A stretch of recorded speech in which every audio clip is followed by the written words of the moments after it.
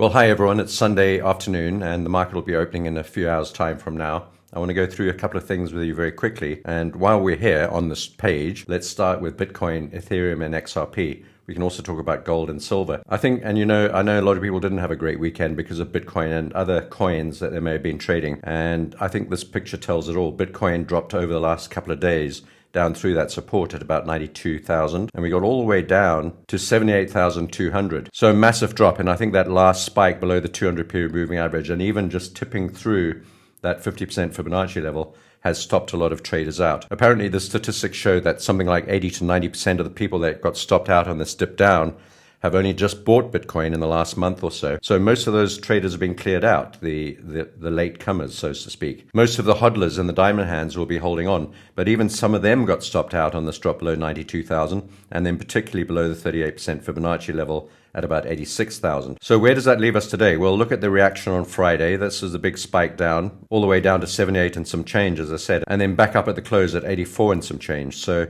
a massive spike down, and perhaps I'm assuming that this might be the final clear out before the next rally. In reality, we've just pulled back 50% of this last swing from that low up to the recent high. We've pulled back down to this red trend line, which should act as a major support level, being a long-term trend line. And if I switch this to the weekly chart, you can see that even though we didn't get a perfect weekly reversal, we've certainly got a big weekly wick. And what's very pleasing is we did sort of close above or close to that 38% Fibonacci level. Notice the short-term trend line and the 20-week moving average down below which we broke, and that red line at 92,000. And there's the 50-week SMA, which is roughly equivalent to the 200 period moving average on the day chart.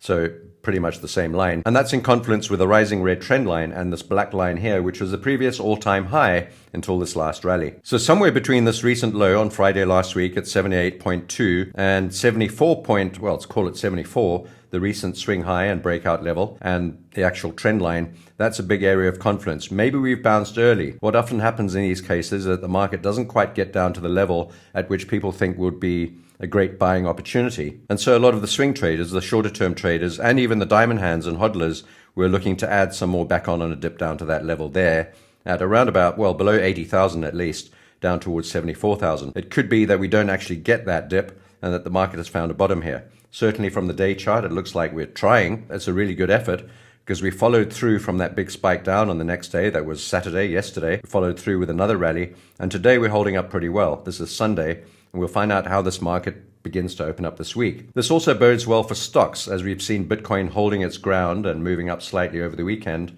If we have a look at the stock markets, we can start with the NASDAQ. We had a very similar sort of situation on the NASDAQ and the S&P to Bitcoin, actually, breaking down through clear support level, but only to the 200 period moving average here on the day chart and this big yellow order block. We bounced off there, having made an attempt at a piercing pattern, which means we pierce lower and then close up more than halfway the previous bearish candle. But we didn't manage to close up more than halfway above there, so it's not technically a piercing pattern. Although it's pretty close, and it's a good attempt, and it shows that the bulls have been back in charge at the late close of last week. Notice the big yellow order block, the 200 period moving average, and the potential for this to move even lower down to the long-term channel bottom. I've got a blob drawn in there. Now I've sort of made it too small for you to see. A blob drawn in there at that order block and the channel bottom. I've also got a blob in here at the sort of triangle top and another one even higher up at the top of the long-term channel. That potential tops at about 23.5 if we should find ground here and begin to rally. And the bottom down here is about 19.5 if we should fall down through this level. Whether the market's bullish or bearish at this point, I don't know in the sort of medium to short term, but I can tell you in the long term, it's still pretty much bullish. We're still very clearly inside this long-term rising channel, and we've dropped down below the center line, this dotted line that you can see here, but we're still well within the channel and finding support at the 200-day moving average. The S&P 500 is pretty much the same, although this looks even more bullish than the NASDAQ, noticing that we do actually have a piercing pattern here. Having touched the channel bottom, I'll zoom out shortly, and then we've moved up, making a new low compared to the previous day, that was Thursday, and then closing more than halfway up Thursday's candle, making this a confirmed piercing pattern, candle reversal pattern, and we want to see this now carry on moving up. Notice where we turned around at the top of this very short-term falling trend line and the bottom of this longer-term channel. The 200 period moving average is just below us, and there are further targets to the downside, and obviously the upside target, if we should carry on moving up, is the top Bollinger Band and the top of the channel. Like the NASDAQ, this is a very long-term and neat channel, and we're still trading within it, coming precariously close to breaking down below this level, down through this falling trend line and the channel bottom, but as it happens, we bounced precisely, literally precisely off the channel bottom. So for now, I'll consider those both to be bullish reversals on the stock markets, on the NASDAQ and the SPX until otherwise proven. And the same thing with Bitcoin. We also have a long position on Tesla. That's been testing a few of our nerves, but very similar to the others, we bounced off the trend line, the 200 period moving average, and formed a bullish piercing pattern and engulfing reversal candle right there. Let me zoom in to illustrate that a little bit better to you. So a piercing pattern occurs when we break down below the bottom of a previous bearish candle, making a new low and spiking down to an important level like we've got here, the 200 period moving average, and then closing up more than halfway above, well, more than halfway up through the other candle. In other words, 50% of the previous bearish candle. On this event, we closed up more than halfway. In fact, we completely engulfed it, making this an engulfing piercing pattern, which is a very strong reversal pattern indeed. Now, hoping we can hold Tesla here and move straight back up in. Let me just quickly go back to that chart and move back up to the channel line and my blob. That'll be the first place that we look to take some profit off or mitigate or reduce risk. And then we'll be looking for a burst up through there, a retest of that channel line or trend line, and then a continued move higher. I'll draw in the path that we're looking for up towards there. We'll mitigate risk or take some profit there. Maybe a bounce off there down towards this previous swing low and this red block, and then eventually a burst up through the trend line. Maybe a retest from the top.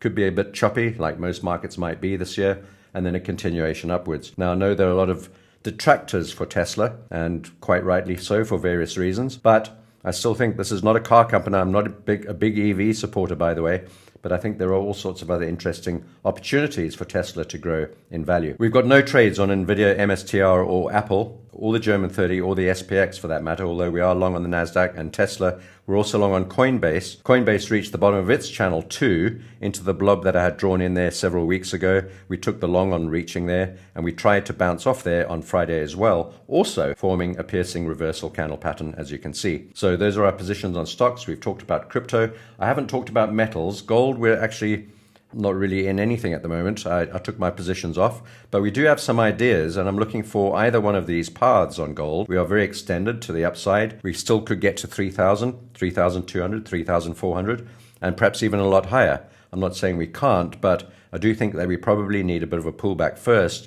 down into at least 2,800, maybe 2,700, and maybe down to the bottom of these order blocks and this downward sloping trend line and the 200 period moving average. Probably though, if we do find support, it'll be at around about the 2,720 level. What I'm looking for is a bounce back up to the underside of this trend line for a sell on evidence of a reversal candle. Now we'd have to switch to the 4-hour chart for that because this is the day chart.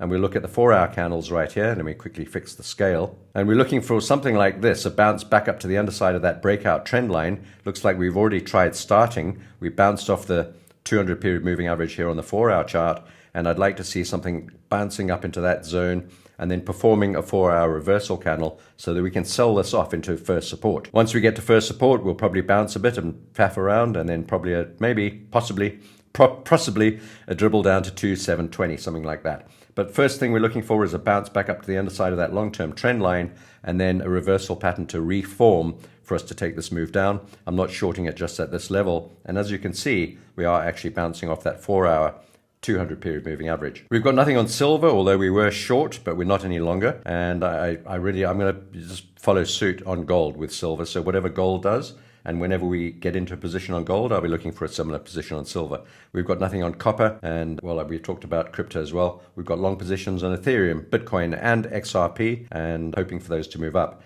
Going across to energies, now this is natural gas and uranium and oil. I'm just going to cover these very, very quickly. I'll probably do a natural gas video on Monday, so please subscribe, press the notification bell so that you don't miss Monday's update, because we will be taking new positions on Monday, so please don't miss that out. You can also go and follow me on X. My handle is ArcisFX on X, and often these trades are put up on X before they come up onto YouTube. But looking at uranium, we're long on uranium. We just took another tranche there on Friday, nice bounce, so we'll see how we go on that. We don't have any positions on URE. Uranium, I generally think buying dips into the long-term uptrend overall is a good idea, and that's what we'll continue to do.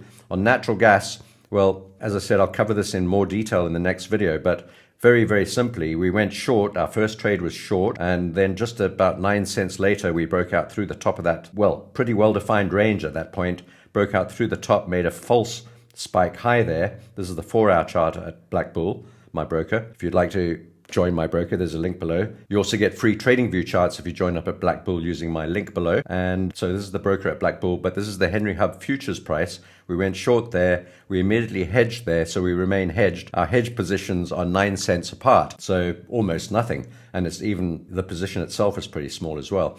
So where do we go? We've only moved down to the 100-period moving average. There's the 200 below us. And we're waiting to see what happens on this rollover on the weekend. We are opening up in a few hours' time, and depending on weather reports and sentiment and repositioning over the weekend, the market will gap one way or the other, or maybe it won't gap. Often it does gap over the weekend, depending on those factors that I mentioned, and it may gap up or gap down. I didn't want to unhedge this position as we moved into the weekend because of the weekend gap risks, but also because we're resting right on that 100-period moving average here on the 4-hour chart, and we really didn't get any sort of VUMA. We broke down through that black line, but very, very gradually. Doesn't look very convincing. And on the day chart, if you have a look at this, we're right on, or just above the 20-period moving average and the 50-period moving average. There's the confluence. It's possible we could gap down to that level and then carry on rallying up, or we could just move up and gap up from here and carry on going higher. I really don't know what's going to happen next. The COT report seems to indicate that we may be going long or short, depending on which numbers you look at. I covered the COT report in my last Nat Gas video, which I'll link at the end of this one. So COT report seems to indicate that we should be looking to the long side, but the market's not moving up, and maybe we've got a double top here on the day chart on the Henry Hub price. So that's natural gas. We'll see how we go. And I will be adjusting this position at the rollover later on today, or maybe early tomorrow at the opening of the European session. But the direction on this trade is very uncertain for now. A lot of bulls, a lot of bears, and we're at a very high price. So if anything, we should be looking to the short side on natural gas at this level of price. Natural gas is pretty simple in one sense, that when we're above $3.50 or $4, most of the time we should be looking for shorts, and when we're down at $2.50 to $2, most of the time we should be looking for longs. So we're also short on WTI, although I exited these positions on Friday simply because I was cleaning down positions because of potential fraught behavior from various parties over this weekend. We've got peace negotiations going on in areas where a lot of these markets will be affected, like the Middle East, like Ukraine and Russia.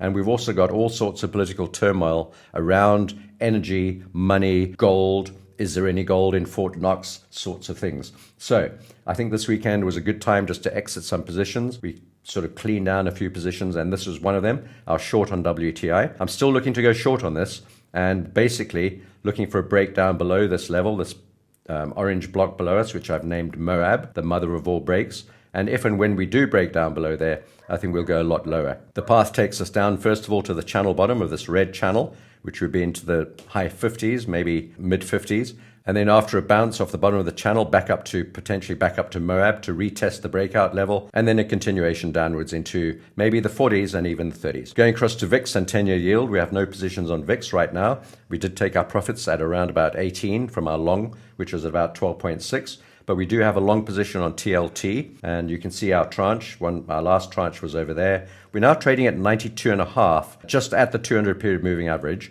And if you compare that to where we are on the 10-year yield, we've broken down below the 200-period moving average. So we've actually got a little bit of go down on the 10-year, which is excellent, having broken down through that 200.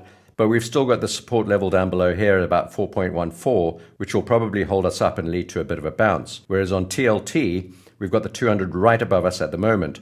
And whether we're going to get through there on first attempt, I'm not too sure. But it's possible we could get all the way up to about 94, 94.8, something like that, 94.5, and then potentially reverse from there and pull back a bit. So I'll be looking to exit my TLT positions all up into about that sort of level at about 94.8, maybe 95. And then very quickly on softs and grains, I think you know my positions on this. We're long on sugar, just waiting for another dip back into that level there. We've taken some profit. We took profit at the top channel line on sugar, right up there. We took profit there and we took profit there. So we've taken half of our profits already. I'm looking to add some more back on first thing on Monday when we dip back into that level there, to add maybe 20% back on.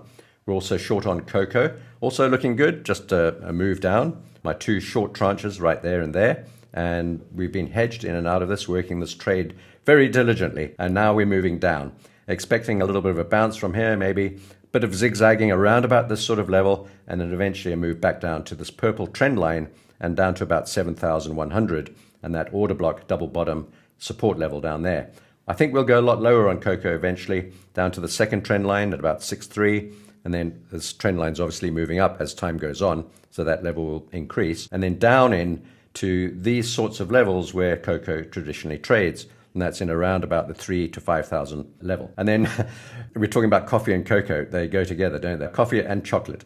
All those sorts of things sort of go together, these luxury, delicious things that we all love. So this is coffee. We basically just short there. We were hedged. We unhedged some time ago, a few days ago, maybe a week ago now. And we're waiting for this path to follow. I'll exit this trade at the channel top and this flat line. We may even get a dip down to the channel bottom, but that's a good place to start to take some profit or exit totally and then wait for a bounce to resell. We could go a lot lower on coffee, very similar to cocoa, into these levels down below here in the 200s to high 200s basically. We're also long on corn. We took another tranche long on corn on the dip down to this trend line. We were long, if you remember, we took profit over here and we've now added those longs back on. And the same thing with cotton, we added a new tranche.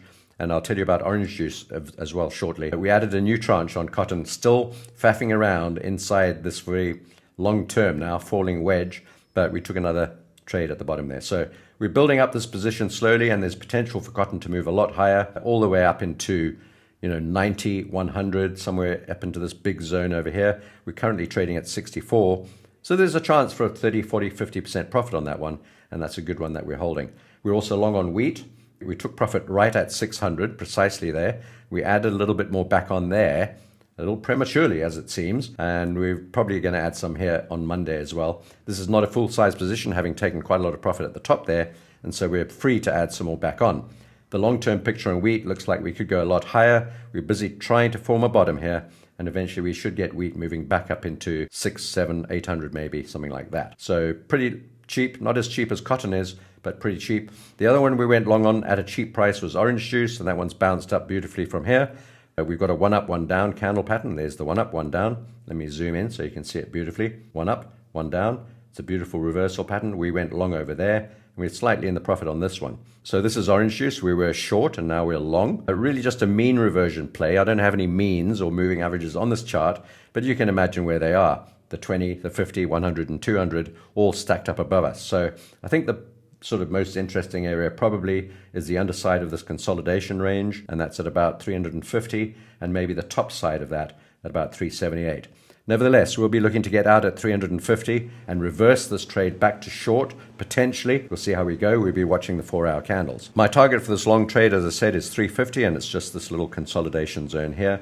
If I look at that on the 4-hour chart, you can see why. It's just that level there where we had some support at 327 and a top at about 357 and some consolidation in the most traded zone at around about 350. And that's it for now, folks. If you enjoyed the video, please give it a thumbs up and a like, and make sure you press the notification bell so that when I make new videos, you get notified on your email or WhatsApp or whatever it might be. And hope you enjoyed it and have a great weekend. And for those of you who lost out on Bitcoin, getting spiked down like that and wiped out, I know quite a number of people personally actually who took a loss or messed that trade up somehow. If that happened to you, don't put all your eggs back into the Bitcoin basket, but I do think we've got a good chance of this carrying on and moving up to new all-time highs. But like any other trade, it's a bet, it's a gamble, it's a risk that you take, and you should not bet any money that you cannot afford to lose on these sorts of trades. Take care. TikTok, governor, the market don't wait. Scalp that bread and dodge the dead weight.